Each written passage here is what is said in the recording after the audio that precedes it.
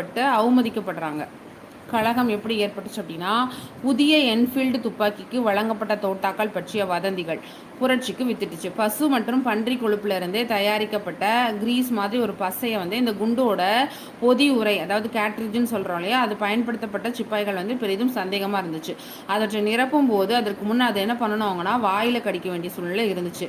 இந்துக்கள் என்ன பண்ணுவாங்க அப்படின்னா, பசுவை புனிதமாக நினைப்பாங்க. முஸ்லீம்கள் பன்றி இறைச்சி அவங்களுக்கு தடை செய்யப்பட்ட உணவாக இருந்துச்சு. அதனால் அவங்களுக்கு அது ரெண்டுமே அருவருப்பு ஏற்பட்டுச்சு.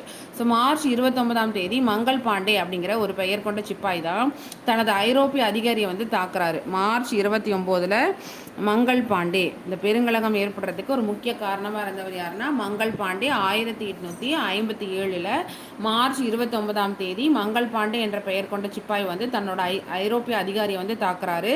கைது செய்யப்பட்டு உத்தரவிடப்பட்டு அவரது சக சிப்பாய்களோடு மங்கள் பாண்டே கைது செய்ய மறுத்துவிட்டனர்.